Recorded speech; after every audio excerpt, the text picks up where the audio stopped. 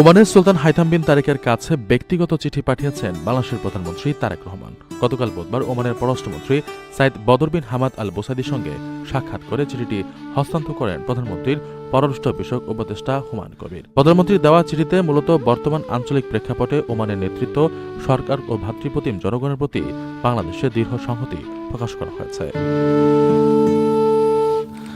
ওমানের ওপর সাম্প্রতিক হামলা এবং এর জেরে প্রাণহানি ও সম্পদের ক্ষয়ক্ষতির ঘটনায় গভীর উদ্বেগ প্রকাশ করেছেন প্রধানমন্ত্রী তারেক রহমান। পাশাপাশি এমন পরিস্থিতিতে দেশটিতে অবস্থানরত বিপুল সংখ্যক প্রবাসী বাংলাদেশের নিরাপত্তা নিশ্চিতে ওমান সরকারের পদক্ষেপের জন্য তিনি কৃতজ্ঞতা জানান। যেকোনো প্রয়োজনে ওমান সরকারের পাশে থাকার সুস্পষ্ট অঙ্গীকারও ব্যক্ত করা হয়েছে এই বার্তায়।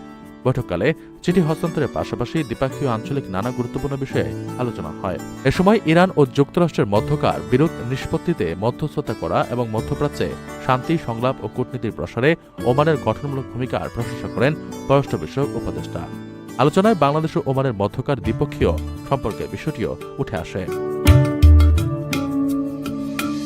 দুই দেশের জনগণের আশা আকাঙ্ক্ষা পূরণে এবং পারস্পরিক স্বার্থ সংশ্লিষ্ট বিভিন্ন খাতে সহযোগিতা আগামীতে আরও কিভাবে জোরদার করা যায় তা নিয়ে উভয় পক্ষ বিস্তারিত মতবিনিময় করে। গুরুত্বপূর্ণ এই বৈঠকে ওমানের পররাষ্ট্র মন্ত্রণালয়ের এশিয়া ও প্রশান্ত মহাসাগরীয় বিভাগের প্রধান রাষ্ট্রদূত শেখ আব্দুল আজিজ বিন মোহাম্মদ আল হোসেনি এবং ওমানে নিযুক্ত বাংলাদেশের রাষ্ট্রদূত রিয়ার অ্যাডমিরাল খন্দকার মেজবা আলীম সহ উভয় দেশের ঊর্ধ্বতন কর্মকর্তারা উপস্থিত ছিলেন। প্রিয় দর্শক, বাংলাদেশ ও ওমানের দীর্ঘদিনের বন্ধুত্বপূর্ণ সম্পর্ককে আরও শক্তিশালী করার লক্ষ্যে বাংলাদেশ সরকারের পক্ষ থেকে ওমানের সুলতানের কাছে পাঠানো ব্যক্তিগত চিঠিকে অনেকেই ইতিবাচক একটি কূটনৈতিক পদক্ষেপ হিসেবে দেখছেন।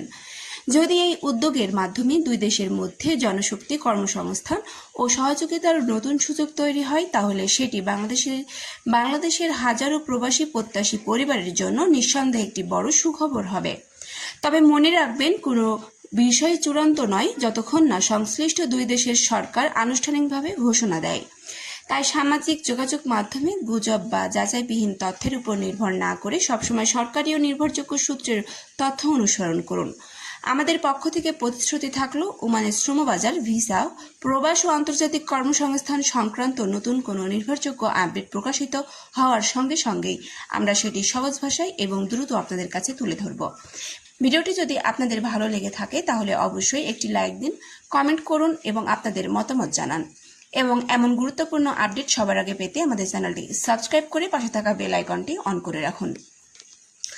আপনার একটি শেয়ার হয়তো কোনো প্রবাসী প্রত্যাশী ভাই বা বোনের উপকারী আসতে পারে।